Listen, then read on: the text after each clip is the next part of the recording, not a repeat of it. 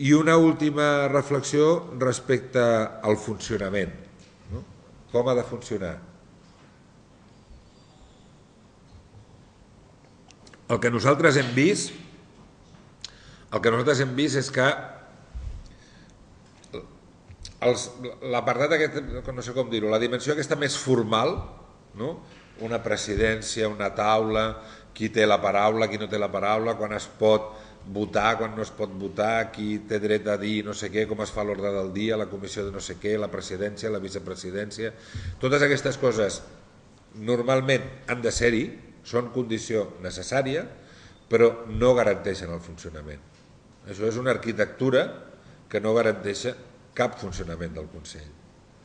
Els consells que funcionen no funcionen perquè tinguin una arquitectura així molt establerta, perquè hi hagi una formalitat establerta. Aquí ens estarem discutint 3 dies sobre com es fa l'ordre del dia.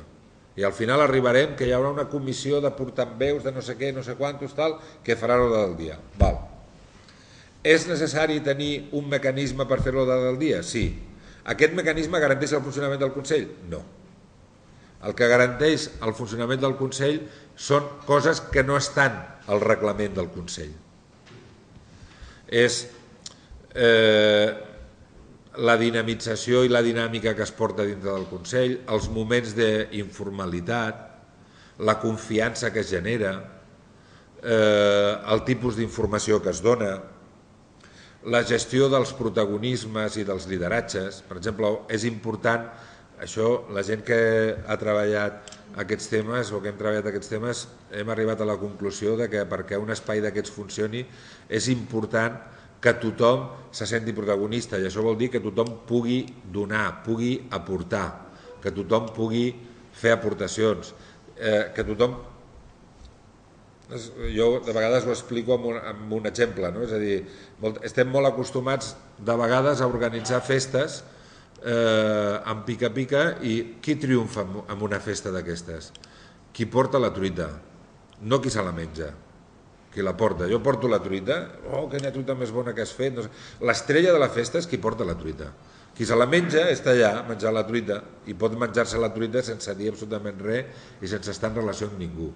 El que està en el centre és el que porta la truita. Hem de procurar formes de funcionament que tothom pugui portar la truita algun dia, és a dir, que tothom tingui una mica de protagonisme, que no siguin sempre els mateixos els que porten la truita, per dir-ho d'alguna forma.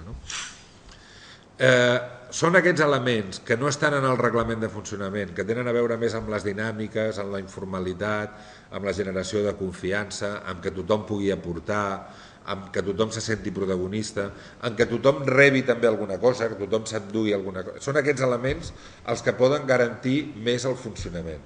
Els aspectes formals són necessaris? Sí.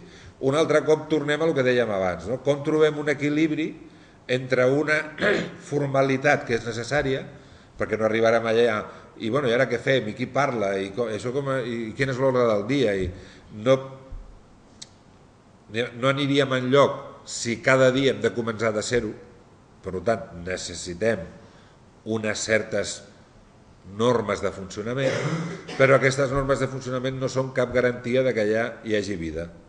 La vida la posem nosaltres a partir de les nostres actituds, de les nostres elements, diguem-ne, més de màquina de cafè, podríem dir, d'informalitat, també de generació de confiança, de que el que es diu allà i el que es parli allà vagi a algun lloc i la gent li vegi una utilitat, etc. Per tant, ha d'haver-hi un equilibri també entre la formalitat i aquests elements més, no sé com dir-los, de quotidianitat, podríem dir. I finalment, i amb això ja acabo, per mi el risc més important d'un òrgan estable de participació és el perill de deixar-lo morir. El creem, i sí, la primera convocatòria està molt bé, la segona convocatòria està tal, però al final continua existint, sí, surt a l'organigrama, sí, surt al reglament, sí, però ningú se'n recorda quan és l'última vegada que es va reunir. De tant en tant algú té la idea de anem a tornar a reunir el Consell de Joves i tal. Jo crec que hem d'estar preparats per ser capaços d'avaluar el que estem fent.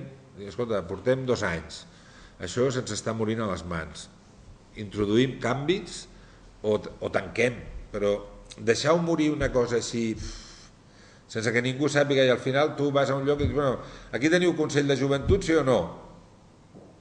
Sí, tenim Consell de Joventut, però ara fa temps que no es reuneix i el regidor de Joventut diu que a veure si el posem en marxa un altre cop, però no, aquesta situació de no se sabe qué, yo creo que es la situación un poco que más daño hace a estos órganos estables, ¿no? Por tanto, yo me dotaría de mecanismos per avaluar-los i per veure doncs, com hem d'introduir canvis perquè estiguin vius i perquè responguin a les necessitats, no? I de la mateixa manera ens hem de pensar com volem que aquest espai es relacioni amb els altres espais, no? Hem de tenir present una cosa, que és que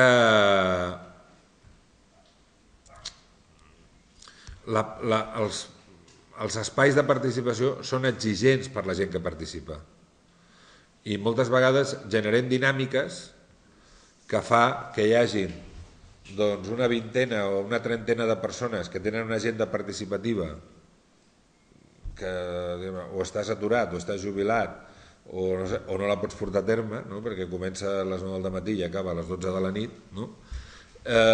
I no generem espais perquè hi hagi altres formes de participació potser més puntual, més esporàdica, més el que sigui, no? Per tant, també a lo millor molta proliferació d'arquitectura participativa el que fa és que no sé, anava a dir els de sempre, però què és el que en diuen a molts ajuntaments? Tenim 7 o 8 consells i el 50 o el 60% de la gent que participa en aquests 7 o 8 consells és la mateixa.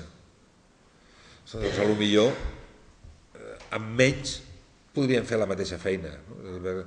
Si al final som sempre els mateixos, jo no dic, no és una recriminació cap a sempre els mateixos, sinó com facilitem la vida a la gent que més participa també, no generant tants espais. Bueno, funció, que el projecte estigui clar, composició, equilibri entre experts, representants, ciutadania no organitzada, presència de lo institucional i de lo no institucional, funcionament, elements de formalitat però també elements de quotidianitat, de vida. Jo crec que aquí hem de trobar una mica els mecanismes de funcionament i el que fa que això doncs, més o menys funcioni. No hi ha res que funcioni sempre igual per tota la vida. Una de les institucions en el món acadèmic que més tradició tenia, l'enciclopèdia britànica, que tenia 200 anys, doncs la Wikipedia la va matar, és a dir, a internet ha fet que canviés, no? És a dir, que potser nosaltres estem creant uns espais que hem de ser conscients de que no seran eterns i que, per tant, abans de que el temps els mati, som capaços d'inventar-nos mecanismes per actualitzar-los, per reinventar-los, per tenir-los actualitzats. No sé, jo crec que aquest també és un dels reptes. Bé, jo ho deixaria aquí.